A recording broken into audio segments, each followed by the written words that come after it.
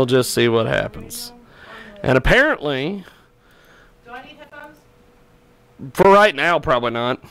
Because we're just going to sit here and bullshit for a little bit, and then we'll call our guest. See what happens. Still waiting on the arrival of Houston. I'm not giving directions. Fody.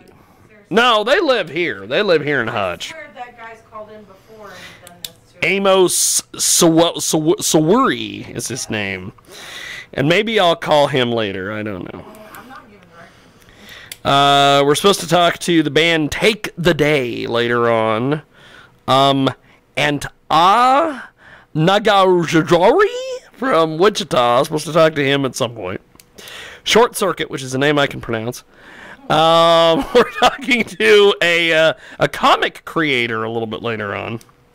And we are going to talk about an email that I received from a gentleman by the name of Charles Vihaja, who told me that he had wished death upon me. There's all sorts of things.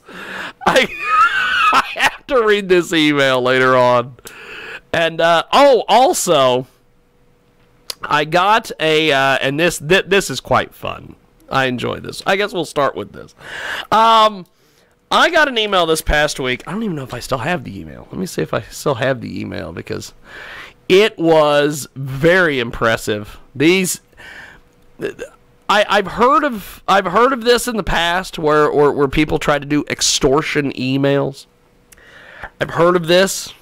I know that this exists, and this is like the, I guess, new thing that people will send people emails, and they'll say that they've got videos of them, or they've tracked their search results or their online browsing or what have you, and they are going to, and I don't think I have the email still. Damn it! I have the response that I think I sent the guy, but every once in a while, I hear that people get these extortion emails. And I'm like, oh, it's kind of like the, what the hell was it back in the day? The African princes who wanted you to send them money, give them your bank account, and then they would pay you money and all these things. And then all these people that are like, oh, well, this sounds legit. And they would go in and they would give some idiot their bank account number, and then all of a sudden, bam, all their money's gone. Well, I've heard about people who send these things out where they're going to extort people, and they're going to, oh my God, we've got videos of you, or we've got this, that, and if you want to keep those things quiet, we send money, and we'll make all this go away. Or go to the Western Union. Well, send us Western Union. That's another one. It's funny, the other day is I had a guy on, I don't know if it's been happening with people and sending me random emails, but I had a guy on Facebook send me a Facebook message. He was a steroid dealer. And he was asking me this, that, and the other, and he made some comment about me sending him money for steroids, and he made the comment about, I wrote him back just to mess with the guy, and because I figure, well, if you're gonna waste your time, I'm gonna waste your time, and so I wrote him back and I said, well, do you take PayPal? Well, no, he takes Western Union, and I'm like, it is the fastest way to send money. So nothing went from there, but I'm trying to find this email, and it doesn't. I think I got rid of it. Damn it. Well, this guy sent this email, and he was talking about how he had recently discovered my password to my email, and he had stuck a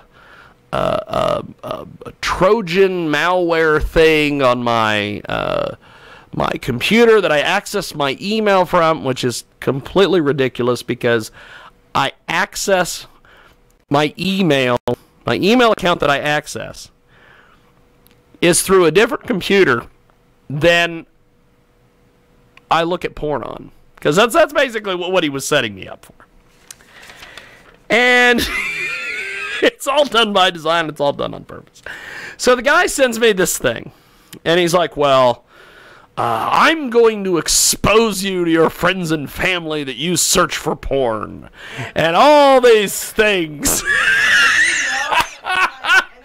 So what I did, and this is the thing, and this is what's funny.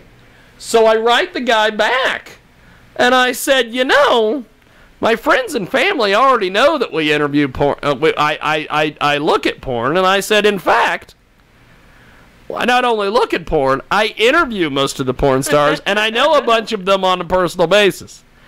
And so I sent him links, and I said, here you go. Well, I never heard from the guy again. I wonder why. So I followed up the next day and sent the guy another email. Well, by this point, he had blocked my email address.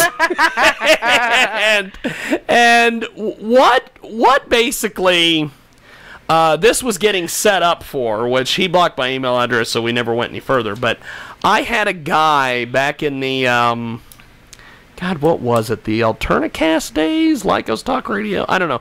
One of those times, I had a guy send me a similar email that he was gonna get me for. Oh my God! I look at porn. He's gonna get me. And no, it was back when me and Ross were interviewing porn stars on Skype back in the old the old world of Salina, Kansas. And so I had sent him the same thing. I said, "Hey, I not only look at porn, but I interview the people that we talk to, or that I look at on the old internets." And he then disappeared. So then I went ahead and followed up with the guy, and I invited him to come on the radio show and talk about his extortion plan. And I just became... You talked to him on the radio? I didn't get a chance to talk to him on the radio because I became such an annoyance to him that he sent me an email at one point and said that I was stalking him and that he was threatening to file charges on me. And I'm like, you're the one that started this with the email. So, that's essentially what my, a little bit of my week has been like here.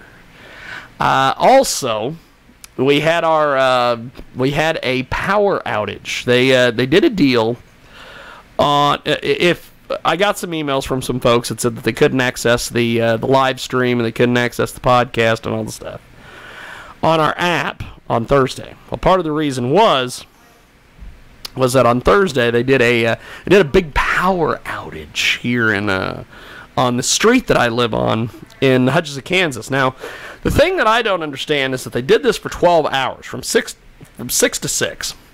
Now, it was hot as balls outside, first of all. Second, I noticed they did this on A Street in Hutchinson, whereas I don't think they've ever done this out in the Highlands where all the rich people live, where all the rich people live off 30th Street, anything like that. And also, I find it odd that I think a lot of people that live on this block and in this neighborhood that they cut the power to, and they're replacing transformers and everything. A lot of these people are on oxygen. You know, if you don't have power, you can't power your breathing devices. And I know for a fact, just because I had a grandmother at one time who was on oxygen, Health Equip will not give you 12 bottles of oxygen to use to breathe on while your power's out.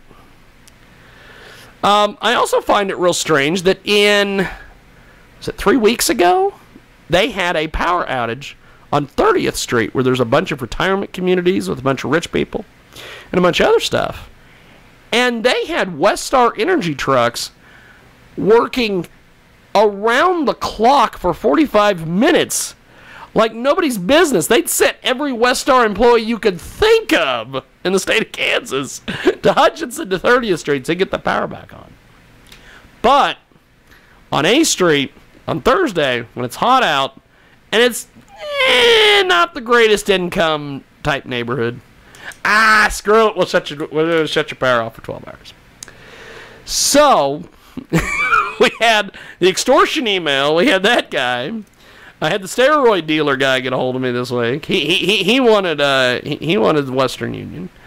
The extortion fella on the email wanted Western Union.